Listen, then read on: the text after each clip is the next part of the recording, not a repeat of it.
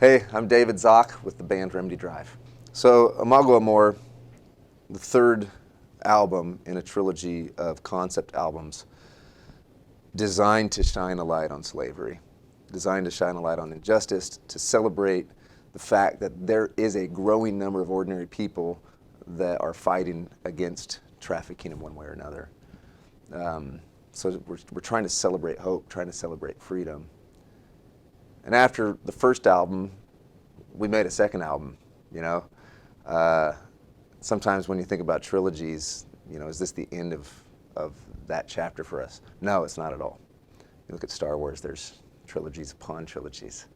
But Imago Amor, for me, I wanted to write something that just focused on beauty, focused on the resilience of the human spirit, celebrated the fact that we are so intricately, so purposefully, so wonderfully designed for each other, made in this image of the Creator that is love, and try to attach that beauty to the story of the counter-trafficking movement. The Exodus Road is an organization that's been around for a decade, dedicated to finding and contributing to the freedom of enslaved people.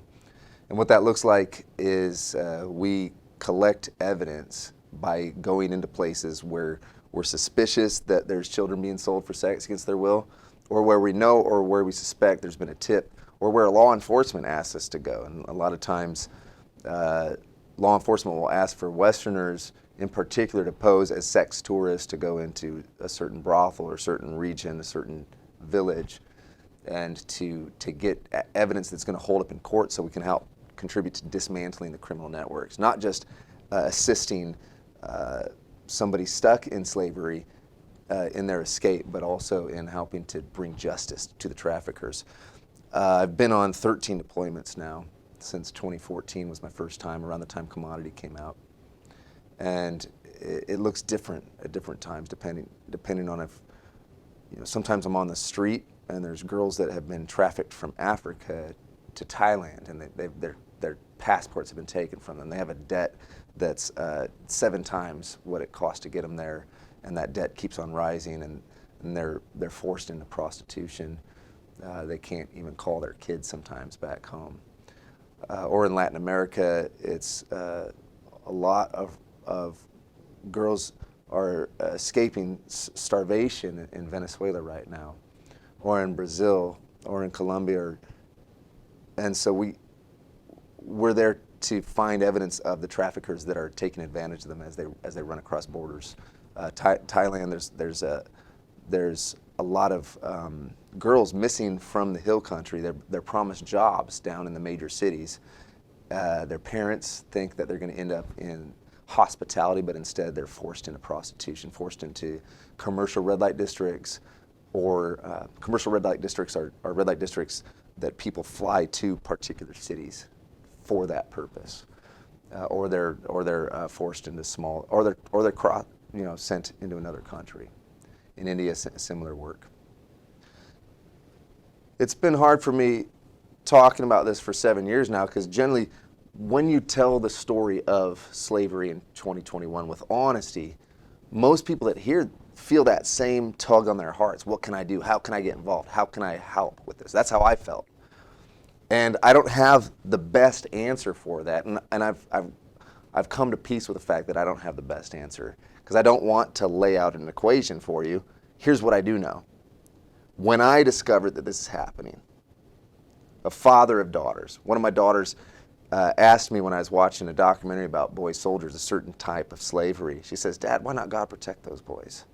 And I just felt the magnetism of this movement, realized that I was created, I was designed in such a way, as are all of us, where we have a longing to participate in the freedom of somebody else. We have a longing where it's built into our DNA. It's woven in the very fabric of who we are. This longing to participate in justice, in mercy, in compassion. It's what it means to realize the true purpose of our humanity and our partnership with the work of the Creator in this time in history. So my answer to the question of what can I do, I'm not sure, but you can do something. You can do something small. You can do something that's going to seem insignificant. You can bring your 5 loaves of bread and 2 fish to the Creator and say, hey, can you use this maybe?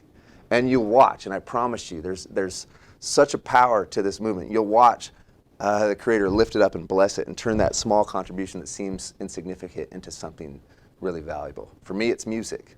For me, it's my time. It's the currency of my voice. It's the currency of our platform, our social media platform, our songs, our concerts. You have a currency that nobody else has.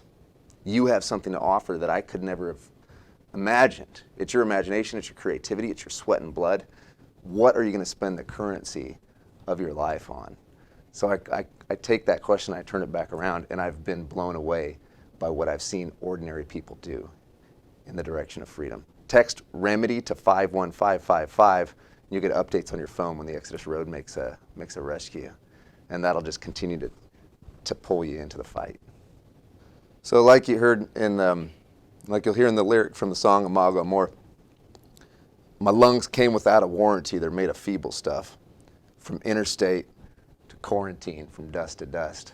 I went from being in Latin America to being in Southeast Asia with the Exodus Road, to going and speaking at the Capitol a year ago at a counter-trafficking event in Washington, D.C., playing a couple concerts, and then boom, just being stuck at home.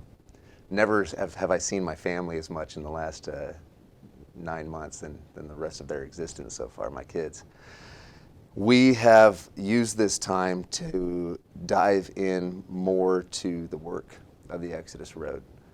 We're doing online events with the Exodus Road to help spread awareness and continue to recruit people into the fight alongside of us.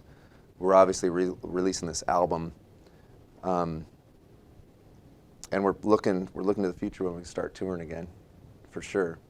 But I learned, I personally learned how to edit on Final Cut Pro, because media is so important to movements of justice and mercy. Frederick Douglass used the North Star printing press. He used photography to help turn the tide. We did a lot of like separate but together videos of the band singing together from different places, which is a lot of fun actually. Playing together in the room right here, not playing at all right here, but playing in that scenario, it's still fun. Doing a lot of live streams, just trying to be ready when the time comes, like Joseph when he's waiting in the dungeon to get called up to Pharaoh's place. Yeah, for me, songwriting is just part of who I am. It's not really something I turn on or turn off. Sometimes I'm really intentional and try to push something through, force it through. Sometimes that works. Other times, songs are stubborn. They don't want to. They take time. So I'm always just I curate ideas. When I hear something beautiful, that I write it down, and then I try to make it rhyme with something else that I heard that was beautiful. And I'm always working on melodies. I'm trying to play piano and play guitar more as I'm at home.